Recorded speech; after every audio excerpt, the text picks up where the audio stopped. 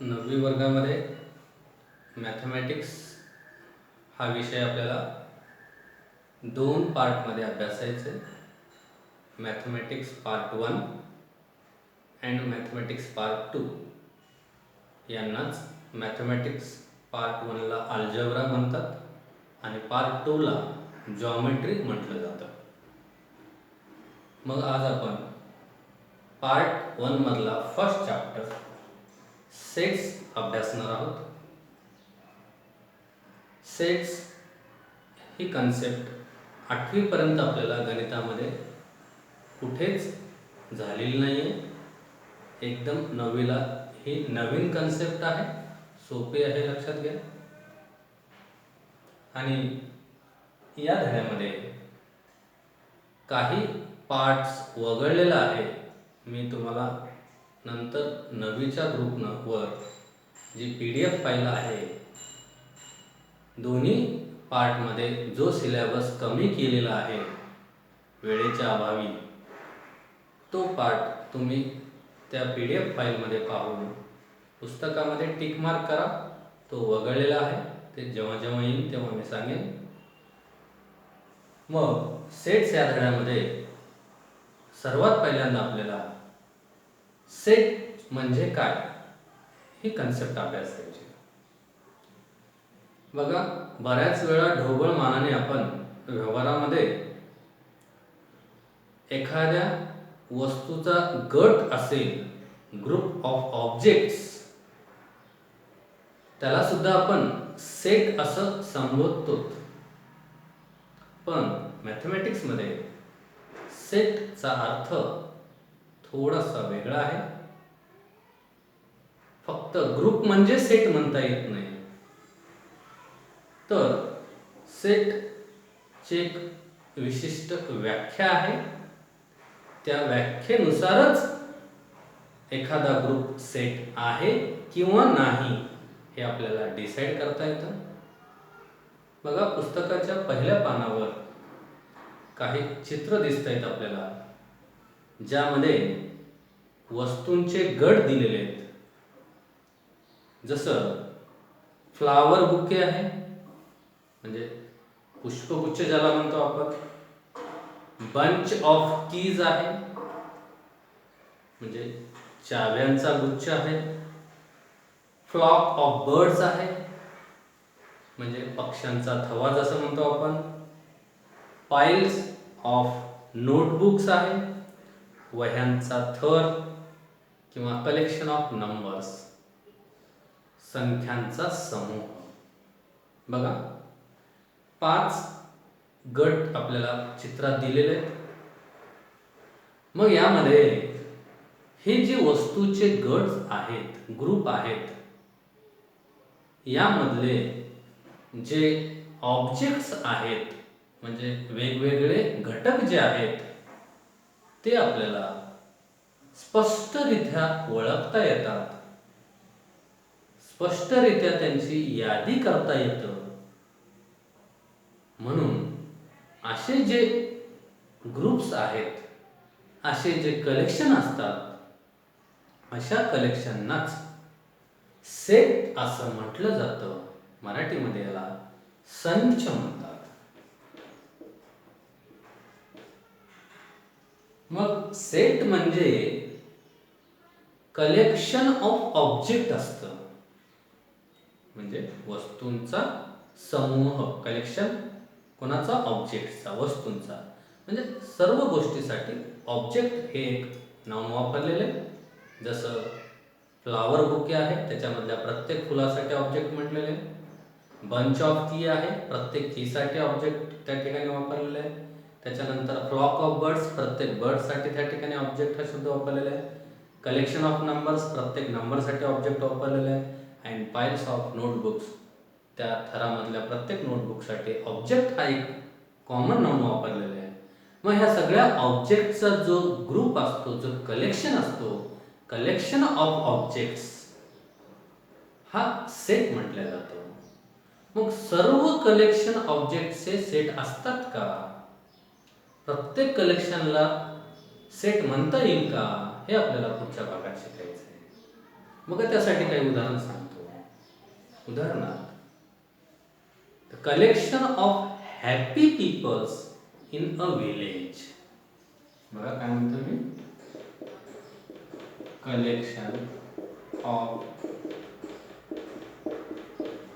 Happy peoples in village. एका गावातील आनंदी लोक त्यांचा समूह आपल्याला तयार करायचे. मग आता त्या गावामध्ये कोणती लोक आनंदी आहेत, किती लोक आनंदी आहेत, किती लोक दुःखी आहेत, हे आपल्याला स्पष्ट ओळखता येत नाही, क्लिअर सांगता येत नाही. कारण एखादा व्यक्ती माझ्या दृष्टीने आनंदी होईल, आनंदी दिसेल, पण दुसऱ्या व्यक्तीच्या दृष्टीने तो व्यक्ती आनंदी असेलच असं नाही. तर यामध्ये हॅपी जो शब्द आलेला आहे हा सापेक्ष शब्द आहे, ज्याला इंग्लिशमध्ये रिलेटिव्ह टर्म म्हणतात. रिलेटिव्ह म्हणजे एकाच्या दृष्टीने तो आनंदी आहे तर दुसऱ्याच्या दृष्टीने तो आनंदी नाही. म्हणजे कन्फ्युजिंग वर्ड आहे, सापेक्ष आहे, रिलेटिव्ह टर्म म्हणतात. आणि मग असा रिलेटिव्ह टर्म आल्यामुळे आपण या कलेक्शनमध्ये जे काही ऑब्जेक्ट्स येणार आहेत, म्हणजे ते व्यक्ती, हॅपी पीपल्स, ते क्लिअर स्पष्टरित्या आपण सांगू शकत नाही की त्या गावातल्या कोणत्या व्यक्तीचा समावेश या कलेक्शनमध्ये होतो आणि कोणता व्यक्ती या कलेक्शनमध्ये समाविष्ट होऊ शकत नाही. आपण डेफिनेटली क्लिअरली डिसाईड करू शकत नाही.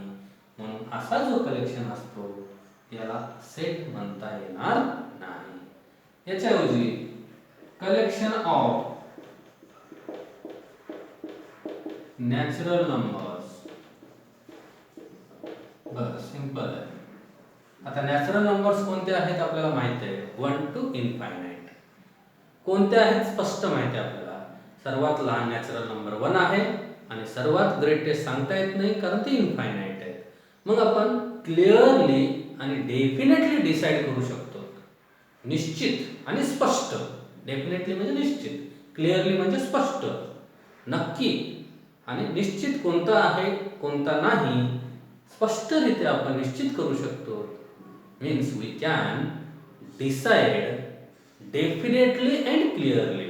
काय म्हणतो मी, we can definitely and clearly decide which object becomes the collection of natural numbers. कोणता ऑब्जेक्ट हा या कलेक्शन ऑफ नॅचरल नंबर्स मध्ये समाविष्ट होतो आणि कोणता होणार नाही हे आपण डेफिनेटली अँड क्लिअरली डिसाइड करू शकतो. उदाहरणार्थ, मी जर म्हटलो 7 हा नंबर या कलेक्शन मध्ये समाविष्ट होतो का, तर याचं उत्तर असेल होय. आणि मी जर म्हटलो -9 या ग्रुपमध्ये कलेक्शन मध्ये समाविष्ट होतो का, तर याचं उत्तर असेल नाही, कारण -9 हा नॅचरल नंबर नाही. मग आपण डेफिनेटली अँड क्लिअरली डिसाइड करू शकतो की या कलेक्शनमध्ये कोणते ऑब्जेक्ट्स येतात आणि कोणते ऑब्जेक्ट्स येत नाहीत. म्हणून हा कलेक्शन सेट म्हटल्या जातो. बघा अजून एक उदाहरण सांगतो. Collection of clever students in 9th class. काय म्हणतो मी, collection of clever students in 9th class. मग आता 9th क्लास मधले क्लेवर स्टुडंट्स. आता क्लेवर हुशार, मग एखाद्या वर्गातले काही विद्यार्थी एखाद्या विषयात हुशार असतील पण दुसऱ्या विषयात हुशार नसतील, किंवा एका विषयात हुशार असलेले दुसऱ्या विषयात ते कमी हुशार असतील. मग हे प्रत्येक शिक्षकाच्या दृष्टीने कोणता विद्यार्थी हुशार आहे आणि कोणता विद्यार्थी कमी हुशार आहे हे निश्चित करणे कठीण आहे. म्हणजे इथं रिलेटिव्ह टर्म आलेला आहे. जसा हॅपी हा रिलेटिव्ह टर्म आहे तसं क्लेवर हा रिलेटिव्ह टर्म आहे. म्हणून मी आता जे सांगितलेलं आहे, collection of clever student in 9th class, हा कलेक्शन सेट होणार नाही. कारण आपण क्लिअरली आणि डेफिनेटली डिसाईड करू शकत नाही की त्यामध्ये कोणता विद्यार्थी समाविष्ट होतो आणि कोणता विद्यार्थी समाविष्ट होत नाही. असंच एक उदाहरण आहे. कलेक्शन ऑफ किंवा group of rich peoples in town. एका शहरातील श्रीमंत लोकांचा समूह. बघा, हा रिच जो वर्ड आहे हा रिलेटिव्ह टर्म आहे. म्हणजे एखादा व्यक्ती एखाद्याच्या दृष्टीने श्रीमंत असेल, पण तोच व्यक्ती दुसऱ्याच्या दृष्टीने श्रीमंत असेलच असं नाही. मग त्या शहरातील कोणत्या लोकांचा समावेश या कलेक्शनमध्ये करायचा आणि कोणत्या लोकांचा समावेश या कलेक्शनमध्ये करायचा नाही हे आपण डेफिनेटली अँड क्लिअरली डिसाईड करू शकत नाही. म्हणून हा कलेक्शन सेट नाही. सिंपल आहे. ज्या कलेक्शनमध्ये एलिमेंट्स ऑब्जेक्ट्स म्हणजेच एलिमेंट्स ज्या कलेक्शनमधले ऑब्जेक्ट आपण डेफिनेटली आणि क्लिअरली डिसाईड करू शकतो त्या कलेक्शनला सेट म्हणतात. अदरवाईज तो कलेक्शन सेट होत नाही. याची व्याख्या सिंपल आहे. व्याख्या परीक्षेत लिहायला सांगत नाही, पण लक्षात ठेवा, लक्षात राहायला सोपी आहे. If we can definitely and clearly decides of objects in collection, such collection is called sets. बघा काय म्हणतो, if we can, जर आपण definitely and clearly decide निश्चित आणि स्पष्टरित्या डिसाइड निश्चित करू शकतो काय ऑब्जेक्ट्स इन कलेक्शन, त्या कलेक्शनमध्ये कोणते ऑब्जेक्ट्स येतात आणि कोणते येणार नाहीत, जेव्हा आपण डेफिनेटली आणि क्लिअरली डिसाईड करू शकतो तेव्हा तो कलेक्शन ऑफ ऑब्जेक्ट्स सेट आहे म्हटला जातो. अदरवाईज असे टर्म जेव्हा येतात तेव्हा तो कलेक्शन हा सेट नसतो. बघा काही उदाहरणावरून सांगतो मी. जसं डेज ऑफ वीक, आठवड्याचे वार. आता आठवड्याचे वार 7 आहेत आपल्याला माहित आहे. डेफिनेटली सांगू शकतो आपण, क्लिअर यादी करू शकतो आपण त्याचे. कोणत्याही क्रमाने करा, Sunday, Monday, Tuesday, Wednesday, Thursday, Friday and Saturday. मग मी आता सांगितलेल्या कलेक्शनमध्ये 7 ऑब्जेक्ट येतात आणि ते निश्चित कोणते येतात आपल्याला माहिती आहे. समजा मी म्हटलो कलेक्शन ऑफ किंवा डेज ऑफ वीक, हा कलेक्शन आहे डेज ऑफ वीकचा. आणि मी जर तुम्हाला विचारलो की फेब्रुवारी हा ऑब्जेक्ट या कलेक्शनमध्ये येतो का डेज ऑफ वीकमध्ये, तर तुम्ही निश्चित सांगू शकता की फेब्रुवारी या कलेक्शनमध्ये येणार नाही. आणि मी जर म्हटलो की मंडे हा या कलेक्शनमध्ये समाविष्ट होतो का, हो मंडे या कलेक्शनमध्ये समाविष्ट होतो. म्हणजे आपण एखादा ऑब्जेक्ट घेऊन जर ट्राय केलो की तो ऑब्जेक्ट या कलेक्शनमध्ये येतो का नाही, जेव्हा आपण निश्चित ठरवता येतं यस किंवा नो, निश्चित सांगता येतं. जर तर नाही, जसं इथं हॅपी पीपल निश्चित सांगता येत नाही, जर तर आहे. पण इथं निश्चित सांगता येतं की एखादा ऑब्जेक्ट या समूहामध्ये या कलेक्शनमध्ये येतो किंवा येत नाही, तेव्हा तसा कलेक्शन हा सेट असतो. म्हणून डेज ऑफ वीक हा कलेक्शन सेट आहे. तसंच month of year, months of year वर्षातील महिने, या months of year in Gregorian year किंवा months of in Gregorian year किंवा मंथ्स ऑफ मराठी इयर. जसं चैत्र, वैशाख, ज्येष्ठ, आषाढ निश्चित आहेत, सांगू शकतो. मग months of Gregorian year, Gregorian year म्हणजे आपण जे 12 महिने आंतरराष्ट्रीय लेवलवर त्या ठिकाणी यूज केले जातात, जानेवारी, फेब्रुवारी, याला ग्रेगोरियन इयर म्हणतात. मग त्या ग्रेगोरियन इयरमध्ये किती मंथ्स आहेत आपल्याला माहिती आहे, 12 महिने आहेत. जानेवारी ते डिसेंबर, क्रम कोणताही असो, मग जानेवारी ते डिसेंबर 12 महिने.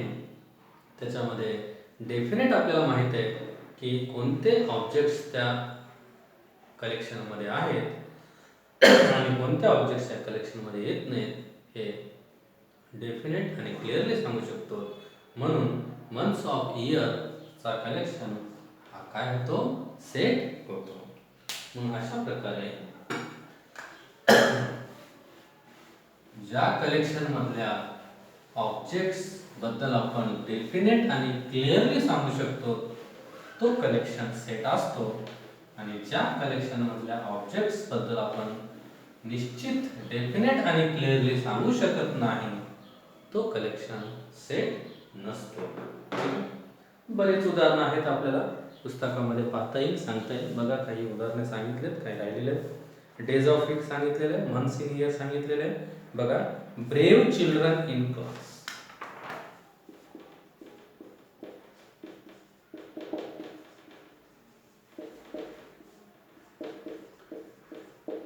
ब्रेव, शूर, एका वर्गातील शूर विद्यार्थी यांचा कलेक्शन.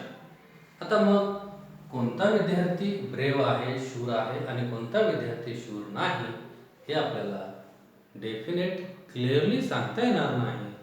हा रिलेटिव्ह टर्म आलेला आहे म्हणून हा कलेक्शन सेट होत नाही. First 10 counting numbers.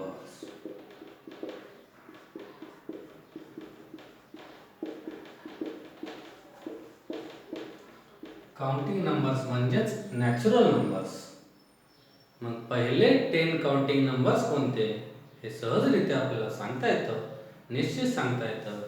ते 1 2 3 4 to 10 हे फर्स्ट 10 काउंटिंग नंबर्स आहेत. आणि मग आपल्याला ट्राय करता येतं. समजा मी म्हटलो 17 या कलेक्शनमध्ये येतो का, तर तुमचं उत्तर असेल नाही. 8 हा या कलेक्शनमध्ये येतो का, तर तुमचं उत्तर असेल हो. म्हणजे आपण यामध्ये कोणता ऑब्जेक्ट आहे हे डेफिनेटली आणि क्लिअरली डिसाईड करू शकतो. मग हा कलेक्शन सेट आहे. Strong forts of Maharashtra. काय म्हणतो मी? Strong forts of Maharashtra.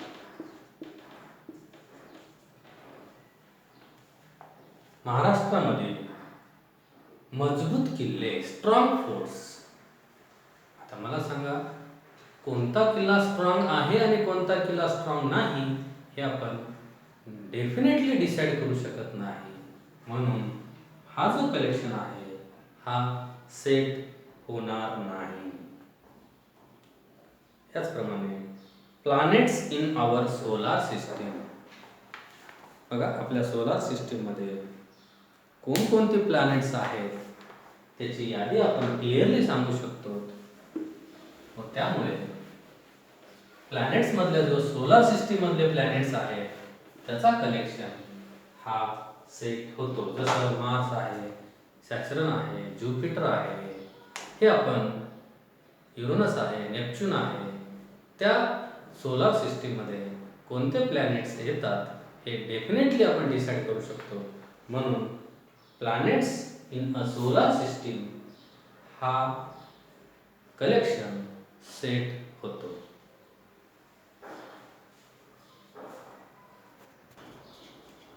मग सेट ही कन्सेप्ट आपण आता अभ्यासलो. पुन्हा सांगतोय. If we can definitely and clearly decides of objects in given collection, then that collection is called a set. आणि मग मी आता जेवढे काय फळ्यावर सेट लिहिले होते हे सेट रिप्रेझेंट करण्यासाठी, जसं बघा मी सांगतो, collection of 1 to 10 counting numbers. मग आता हा सेट मला लिहायचे, त्याच्यामधले ऑब्जेक्ट्स लिहायचे आणि मग त्यासाठी या सेटला नाव द्यायचे. कॅपिटल ए पासून कॅपिटल झेड पर्यंत आपण कोणतंही नाव त्या ठिकाणी देऊ शकतो. सुटेबल ते नाव द्यायचे. हे काउंटिंग नंबर्स आहेत म्हणजे नॅचरल नंबर्स आहेत. आपण याला जर कॅपिटल एन नाव दिलं तर सुटेबल होईल. चालेल कोणतेही नाव, पण एवढं लक्षात घ्या, सेटला नाव देण्यासाठी कॅपिटल लेटर्स वापरले जातात. मग हा सेट आहे, एन मी त्याला म्हटलेलं आहे, आणि मग याचे ऑब्जेक्ट्स आहेत 1 to 10 काउंटिंग नंबर्स. मग आपण याची यादी करू शकतो 1 2 3 4 5 6 8 9 10. जर हे एलिमेंट कमी असतील तर प्रत्येक एलिमेंट लिहायचा, एलिमेंट जास्त असतील मी पुढे सांगणार आहे, ती पद्धती येणार आहे, तर सुरुवातीचे 3 एलिमेंट्स लिहूनही आपण ती यादी संपू शकतो. अशा प्रकारे सेटला नाव देण्यासाठी कॅपिटल लेटर्स वापरायचे. आणि सेटमधले हे जे ऑब्जेक्ट्स असतात यांना सेटच्या भाषेत एलिमेंट्स किंवा मेंबर्स म्हणतात. काय म्हणतात? एलिमेंट्स किंवा मेंबर्स. सेटला नाव देण्यासाठी कॅपिटल लेटर्स वापरायचं आणि त्याच्यामधले एलिमेंट्स किंवा मेंबर्स दाखवण्यासाठी, रिप्रेझेंट करण्यासाठी मात्र स्मॉल लेटर्स त्या ठिकाणी वापरायचे. बघा, सेटला नाव देण्यासाठी कॅपिटल लेटर्स वापरायचे आणि सेटमधले जे ऑब्जेक्ट्स ज्यांना एलिमेंट किंवा मेंबर्स म्हणतात त्यांना कोणते लेटर्स वापरायचे? स्मॉल लेटर वापरायचे. आणि मग याच्या पुढे एखादा एलिमेंट हा त्या सेटचा एलिमेंट आहे का नाही हे चिन्हाच्या सहाय्याने रिप्रेझेंट करतात. ते या पद्धतीने पहा. जसं हा फर्स्ट 10 काउंटिंग नंबरचा सेट n आहे. जर मी इथे असं म्हटलं तुम्हाला 3 हा या सेटचा एलिमेंट आहे का, तर 3 हा सेटचा एलिमेंट आहे हे या चिन्हाच्या सहाय्याने लिहितात. आणि याची रीडिंग अशी करतात, पुढे प्रश्न येतात, रीड द फॉलोइंग स्टेटमेंट्स म्हणतात. मग ही स्टेटमेंट अशा पद्धतीने रीड करायचं आहे. 3 is an element of set n. 3 is an element of set n. हा सेट n आहे, त्याचा 3 हा एलिमेंट आहे, म्हणजे घटक आहे, त्याचा मेंबर आहे. या सेटचा 3 हा मेंबर आहे. 3 is an element of set n. आणि समजा मी जर म्हटलो 14 हा या सेटचा एलिमेंट आहे का, तर त्याचं उत्तर असेल नाही. 14 हा या कलेक्शनमध्ये समावेश नाही. आणि मग 14 हा या n चा एलिमेंट नाही हे या चिन्हाच्या सहाय्याने दर्शवतात. Is an element, is not an element. हे क्रॉस, जसं इक्वल टू आणि क्रॉस केल्यानंतर नॉट इज इक्वल टू, तसं इज एन एलिमेंट आणि असं असेल तर इज नॉट एन एलिमेंट. मग हे वर्ड्स मध्ये असं लिहितात, 14 is not an element of set n. 14 हा या सेट n चा एलिमेंट नाही. मग या पद्धतीने एखादा एलिमेंट, एलिमेंट म्हणजे मेंबर, एखादा मेंबर त्या सेटचा मेंबर आहे किंवा एखादा मेंबर त्या सेटचा मेंबर नाही हे अशा सिम्बॉलच्या सहाय्याने रिप्रेझेंट करतात. असेल तर हा सिम्बॉल वापरतात आणि नसेल तर हा सिम्बॉल वापरतात. बघा मी काय काय सांगितलेलं आहे. सेटला नाव देण्यासाठी कॅपिटल लेटर्स वापरायचे, सेटमधले मेंबर्स एलिमेंट रिप्रेझेंट करण्यासाठी स्मॉल लेटर वापरायचे, आणि मग एखादा एलिमेंट सेटचा एलिमेंट आहे म्हणण्यासाठी हे चिन्ह वापरायचे, आणि एखादा मेंबर सेटचा मेंबर नाही म्हणण्यासाठी हे चिन्ह वापरायचे. हे झाले सेटच्या बाबतीत काही प्राथमिक माहिती. आता आपल्याला पुढच्या भागात सेट कोणकोणत्या पद्धतीने लिहिता येतं त्या पद्धती आपल्याला अभ्यासायचे, म्हणजेच methods of writing the set. काय म्हणतो मी? Methods of writing the set. Set लिहिण्याच्या 2 पद्धती ते आपल्याला अभ्यासायचे.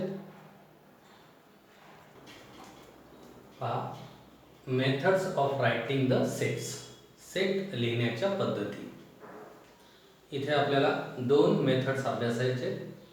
त्यापैकी पहिली मेथड, त्याचं नाव आहे लिस्टिंग मेथड और रोस्टर मेथड. याला यादी पद्धत असं म्हणतात मराठीत. बघा, नाव सहज लक्षात येईल. यादी पद्धत म्हणजे यादी करायची आहे, इथूनही कळेल. लिस्टिंग मेथड म्हणजे लिस्ट करायची आहे. रोस्टर मेथड म्हणजेच यादी करायची आहे. सिंपल आहे. बघा, दोन उदाहरण घेतल्यानंतर कळेल. Set of odd numbers between 1 and 10. Between म्हटलं 1 आणि 10च्या दरम्यान असलेले ऑड नंबर्सचा सेट. आता हा सेट लिस्ट मेथडमध्ये लिहायचा आहे. मग या ठिकाणी सेटला नाव देण्यासाठी कॅपिटल लेटर्स वापरतात, मी सांगितलेलं आहे. समजा मी सेटला ए नाव दिलेलं आहे, इक्वल टू चिन्ह द्यायचं आहे आणि कर्ली ब्रॅकेट काढायचं आहे, महिरपी कंस. आणि कर्ली ब्रॅकेटमध्ये या सेटमध्ये जेवढे एलिमेंट्स आहेत त्या एलिमेंट्सची यादी करायची आहे, सिंपल. आणि दोन एलिमेंट्स सेपरेट दाखवण्यासाठी कॉमा द्यायचे आहे. आणि लक्षात घ्या, जर एखादा एलिमेंट रिपीट झाला तर तो एकदाच लिहायचा आहे. आणि यात महत्त्वाची गोष्ट, एलिमेंट्स तुम्ही कोणत्याही क्रमाने लिहा, चालतं. बघा, 1 and 10 मधले ऑड नंबर्स 1 येणार नाही, मधले दरम्यान म्हणते 3, 5, 7, 9. मग हे चार नंबर्स 1 to 10 बिटवीन असलेले ऑड नंबर्स आहेत. बघा, कर्ली ब्रॅकेट स्टार्ट केलं, त्यामध्ये जे ऑब्जेक्ट्स येतात ते लिहिलेत. प्रत्येक दोन ऑब्जेक्ट्समध्ये कॉमा दिलेले आहे, नंतर कर्ली ब्रॅकेट क्लोज केलेलं आहे. आपण हाच सेट असा सुद्धा लिहू शकतो, लक्षात ठेवा. यामधले जे एलिमेंट आहेत मी क्रम बदलून सुद्धा लिहू शकतो. बघा, 3, 5, 7, 9 तेच एलिमेंट आहेत, फक्त क्रम बदलून लिहिलेले आहेत. याच्यामध्ये ऑर्डर महत्त्वाचा नाही, क्रम महत्त्वाचा नाही. क्रम मागे पुढे झाला तरी चालतं, फक्त लक्षात ठेवा दोन ऑब्जेक्ट्समध्ये कॉमा दिलं पाहिजे, कर्ली ब्रॅकेटमध्ये ते एलिमेंट्स लिहिले पाहिजेत. आता पुढचं उदाहरण पहा. सेट ऑफ लेटर्स, अक्षरांचा सेट. कोणत्या वर्डमध्ये? In the word remember. समजा याला मी आर नाव दिलं. आता या रिमेंबर वर्ड्समध्ये लेटर कोणकोणते आहेत बघा. हा, आता सेटला नाव देण्यासाठी कॅपिटल लेटर वापरलो आपण. इथे रिमेंबर मध्ये स्मॉल लेटर आहेत म्हणून तेच स्मॉल लेटर इथे घ्यायचे. आर, त्याच्यानंतरचा एलिमेंट ई, त्याच्या नंतरचा एलिमेंट एम, आणि त्याच्यानंतर पुन्हा एलिमेंट ई आलेला आहे. ह्या पद्धतीचं एक वैशिष्ट्य आहे. या पद्धतीमध्ये जर एलिमेंट्स रिपीट झाले तर ते सोयीसाठी एकदाच लिहितात. मग आता याच्यानंतरचा ई एलिमेंट ऑलरेडी आपण लिहिलेला आहे म्हणून लिस्टमध्ये लिहायचा नाही. त्याच्यानंतर एम पुन्हा रिपीट झालेला आहे, तो पण लिहायचा नाही. त्याच्यानंतर बी, नंतर ई अजून रिपीट झालेलं आहे, लिहायचं नाही. आर रिपीट झालेलं आहे, लिहायचं नाही. मग बघा, चारच एलिमेंट्स या ठिकाणी आलेले आहेत. ॲक्च्युअल 1, 2, 3, 4, 5, 6, 7, 8 एलिमेंट्स, 8 लेटर्स या वर्डमध्ये आहेत. पण आपण सेटमध्ये लिहिताना चारच एलिमेंट लिहिलो, चारच लेटर्स लिहिलो, कारण यातले काही लेटर्स रिपीट झालेले आहेत. आणि मग या मेथडमध्ये लक्षात ठेवा, जर एलिमेंट रिपीट झाले असतील तर ते सोयीसाठी एकदाच लिहायचं आहे. दोन एलिमेंटमध्ये दोन एलिमेंट सेपरेट दाखवण्यासाठी कॉमा द्यायचे आहे आणि सर्व एलिमेंट कर्ली ब्रॅकेटमध्ये लिहायचे, कॅपिटल लेटर्सने नाव द्यायचं आहे. ही अशी जी पद्धत आहे सेट लिहिण्याची, याला लिस्टिंग मेथड और रोस्टर मेथड असं म्हणतात.